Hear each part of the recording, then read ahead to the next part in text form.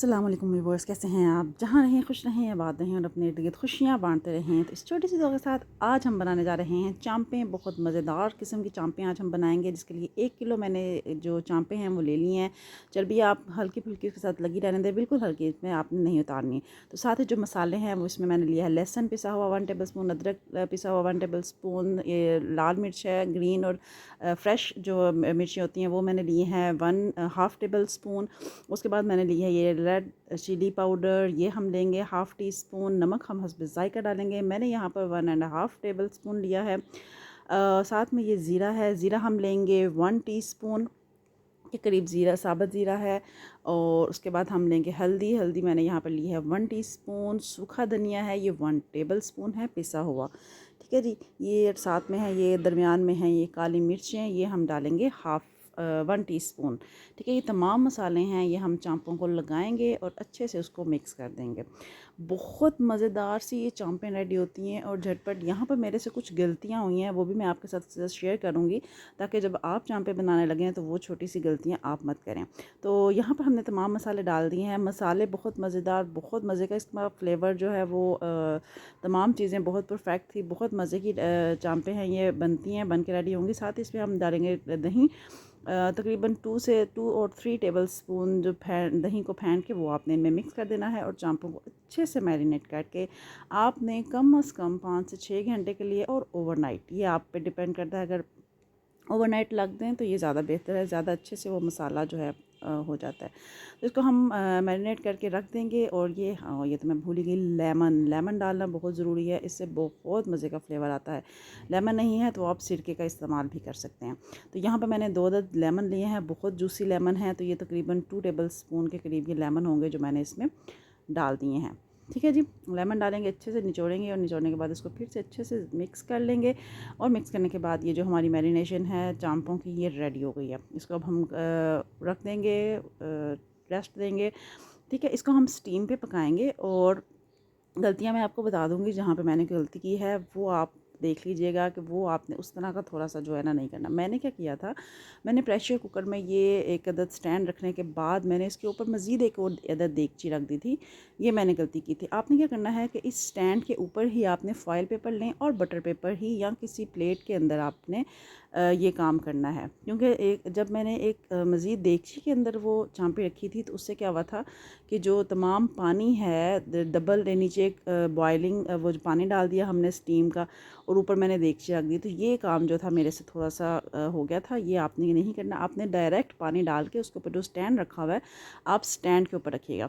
तो ये मैंने कुछ मैंने कहा साथ जो है, क्योंकि जो चांपें हैं उनका बहुत पानी वो छोड़ेंगी, तो हमें नीचे कुछ ना कुछ रखना चाहिए ताकि वो उसी पानी में वो चीज़ पक जाए। तो हम चावल भी ऐड कर सकते हैं, बट यहाँ पर मैंने आलू लिए हैं। आलूओं के ऊपर मैंने हल्का सा नमक, काली मिर्च और थाइम डाले थे, ठीक है। और थोड़ा सा ऑयल हम डाल देंगे, इससे ये आलू, मेरे बच्चों ने चांपे खाने से पहले ना आलू चट किए थे, ये बहुत मज़े के नीचे थे। हम थोड़े बहुत चावल भी हल्के से, चावलों को हल्का सा एक बॉयल दे के ना, 1-2 बॉयल दे के वो भी हम नीचे डाल सकते हैं। क्योंकि जितना फिर हमारा जो चांपे हैं वो पानी छोड़ेंगी, उसी में वो चावल जो है नीचे वाले पक जाएंगे बहुत ज़बरदस्त किस्म के। तो ये भी बहुत मज़े का एक आप ट्राई कर सकते हैं।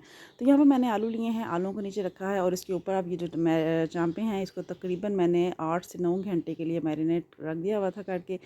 तो अब ये हम इसको अच्छे से, मसाला ये तमाम लग चुका है और अब हम इसको रखेंगे उसके अंदर देगची में। मैं फिर से कह रही हूँ कि यहाँ पर मेरे से गलती हुई है, क्योंकि मैंने ये देगची के अंदर रख के देगची को प्रेशर कुकर में रखा था, ये मेरी मिस्टेक थी।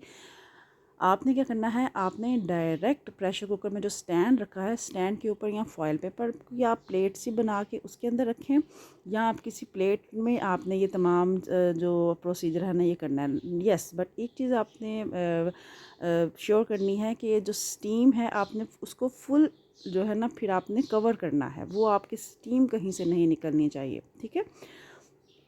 तो ये जनाब हमने इसके अंदर मैंने डाला, तो तमाम चांपे मैंने इसमें लगा लिए हैं। लगाने के बाद ये तमाम जो मसाला थोड़ा सा रह गया था वो भी मैंने इसके अंदर डाल दिया है। डालने के बाद इसको हम अब करेंगे, इसमें हम डालेंगे तिल। यस, तिलों का बहुत मज़े का फ्लेवर आता है। एक तो तिलों का ऑयल जो है उससे भी एक बहुत ज़बरदस्त है इसकी टेस्ट भी आएगा और उसकी लुक बहुत मज़ेदार सी हो जाती है चांपों की तिल डालने से। तो आप कुछ तिल जो है साथ ऊपर से रख सकते हैं और कुछ तिल आप सर्विंग के दौरान भी डाल सकते हैं। हमने ये तिल डाले और तिल डालने के बाद इसको अब हम अच्छे से करेंगे कवर। और कवर करने के बाद ये देखें जी, अच्छे से देखने अच्छी ज़बरदस्त सी लुक हो गई है ना तिल डालने के बाद। चलें जी, तो तिल डालने के बाद इसको अब हम अच्छे से कवर करना है, इतना अच्छा कवर करना है कि ये स्टीम बाहर नहीं निकलनी चाहिए, क्योंकि इसको हमने स्टीम में ही पकाना है। स्टीम अंदर रहनी चाहिए, वो नहीं बाहर आनी चाहिए। अच्छे से कर दें ताकि तिल थोड़े से नीचे नीचे भी चले जाएँ। ठीक है जी। तो यहाँ पर ये करने के बाद इसको अब हम अच्छे से करेंगे कवर, और कवर करने के बाद इसको हम रख देंगे प्रेशर कुकर में। ये चांपों की मेरी मज़ीद दूसरी भी रेसिपीज़ हैं, आप वो भी ट्राई कर सकते हैं। मैंने लास्ट टाइम मैंने एक जो ग्रिल्ड चांपें बनाई थी वो भी बहुत मज़े की बनती हैं, आप उस तरह से भी ट्राई कर सकते हैं। मैंने इसको 35 मिनट्स के लिए इसको मैंने लगाया था प्रेशर। फिर मैंने यहाँ पर मैंने प्रेशर कुकर को खोल दिया है और यहाँ पर अब हम इसको खोलेंगे और देखेंगे कि क्या बना है। तो यहाँ पर सेम लाइक जिस तरह से मैंने बताया था, नीचे जो प्रेशर कुकर में पानी है वो कम हो गया था, बट जो गोश्त का पानी है वो इसके अंदर ही हो है थोड़ा सा। तो ये हमने खोला, खोलने के बाद गोश्त यहाँ पर बहुत अच्छे से गल चुका था। ये देखें हालत देखें मेरे प्रेशर कुकर की क्या हो गई थी।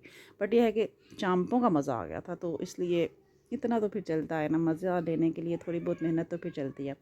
चलिए जी, यहाँ पर फिर मैंने क्या किया, प्रेशर कुकर में से देगची को निकाला और देगची एज़ इट इज़ मैंने चूल्हे पे रख दी, ताकि उसके अंदर जो पानी है वो इस तरह से कवर हो जाए। और उसके ऊपर से मैंने कवर कर दिया था, ये भी जस्ट मैंने आपको दिखाने के लिए किया कि जो अंदर जो पानी है ना वो आप देख लें।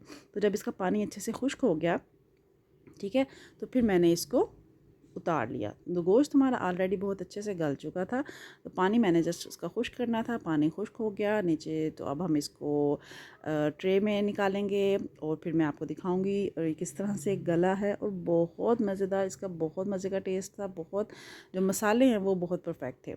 और तो ज़रूर ट्राई कीजिएगा, अपना फ़ीडबैक ज़रूर दिया करें। आपके कमेंट्स आपके बहुत मोटिवेट करते हैं, आपकी अप्रिसिएशन बहुत ज़रूरी है। तो वो ज़रूर अपना कमेंट करके अपनी राय दीजिएगा कि आप चांपे किस तरह से बनाते हैं और किस तरह से खानी आपको ज़्यादा पसंद है।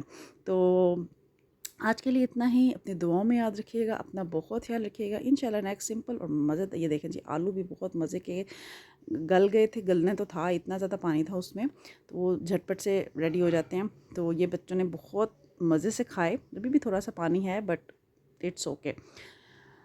तो चांपी मेरी अच्छे से गल चुकी थी। चलें जी, अपना बहुत ख्याल रखिएगा, दुआओं में याद रखिएगा। इंशाल्लाह नेक्स्ट सिंपल और मज़ेदार सी रेसिपी के साथ फिर मिलूँगी। अगर आप मेरे चैनल पर न्यू हैं तो सब्सक्राइब करना मत भूलिएगा और अपने फ्रेंड्स एंड फैमिली मेम्बर्स के साथ शेयर करें, ताकि नेक्स्ट आने वाली सिंपल और मज़ेदार सी रेसिपीज़ आप देख सकें। आज तक के लिए इतना ही। अल्लाह हाफ़िज़।